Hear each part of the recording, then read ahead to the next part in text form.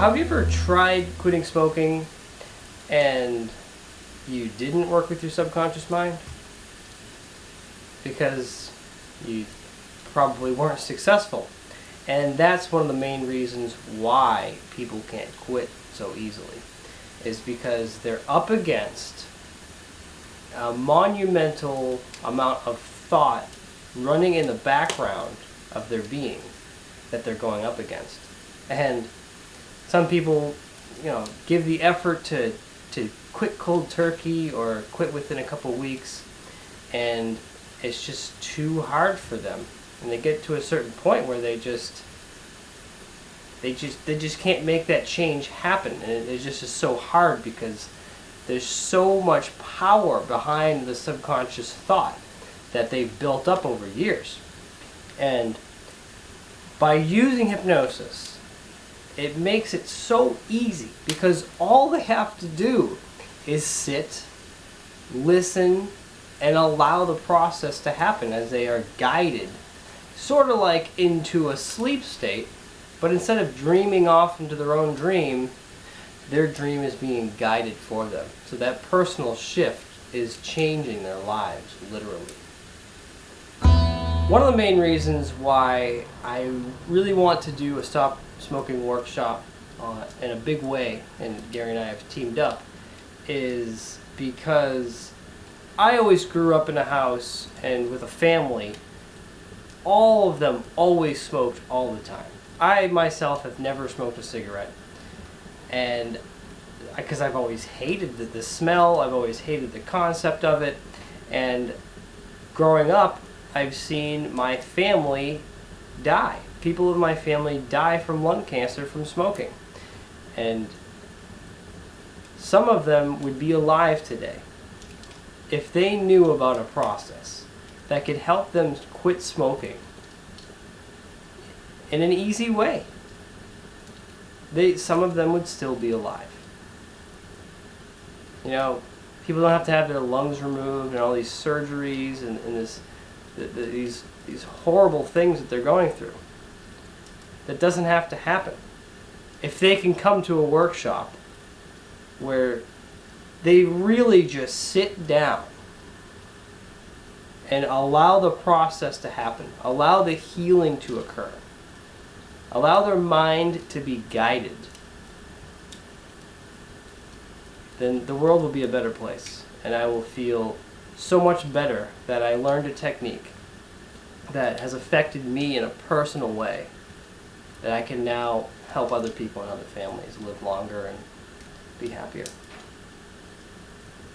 The way I got into hypnosis was I found a book on self-hypnosis. I've always wanted to find a way that I could master my mind and take control of my emotions. When I was younger in puberty, I remember my emotions getting real out of hand and being like, wow, I gotta control this. And years later I found a book on self-hypnosis, and I studied this book up and down.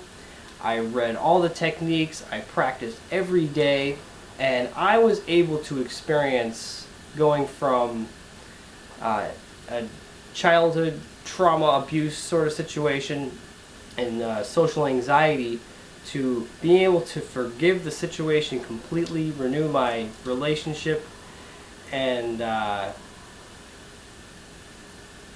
be able to be comfortable in social situations and be able to control my emotions and really not let them get too out of hand. And once I was able to make this change, friends started coming up to me and asking me to do the hypnosis with them, and I would see that they would have results. And I'm like, wow. So I had to learn this stuff for real, so I took a bunch of courses, got certified in many different areas, and been able to witness massive change in hundreds of different people, and it's just amazing. There is some fear and controversy with hypnosis. First, because the movie industry sees this really crazy concept, the hypnotic process, and they dramatize it as they dramatize anything, and they make the scary parts, the pinnacle climax of the movie. So people hear hypnosis and like, oh, I don't want to talk about all my deep dark secrets. I don't want to cluck around like a chicken. Seeing all the comedy hypnosis shows. So there is some fear involved with these sort of these associations, being deep dark fear and running around like a chicken and all this stuff. And that's one aspect that could be true, but we're only working at a level where you're experiencing massive change. We're only working at a place where you're going to become a non-smoker because your mind is so powerful, and the process of hypnosis is so monumental that anyone to not use hypnosis is really missing out. Well, hypnosis works by utilizing relaxation techniques and different ways of using the imagination and incremental steps to get into the deeper workings of the mind. The gateway to the subconscious mind is an area of the mind we call the critical factor. That area that accepts or rejects certain information for that information to be true to us based off of subconscious beliefs. So by using hypnosis and relaxation and imagination and a lot of other techniques, we are able to get into the subconscious mind and take out what's not working for you and put in what you want to have as a belief, like you are a non-smoker and everything that goes along to being a non-smoker. So you have no cravings, you have no withdrawals, because all of your being is in line with being a non-smoker.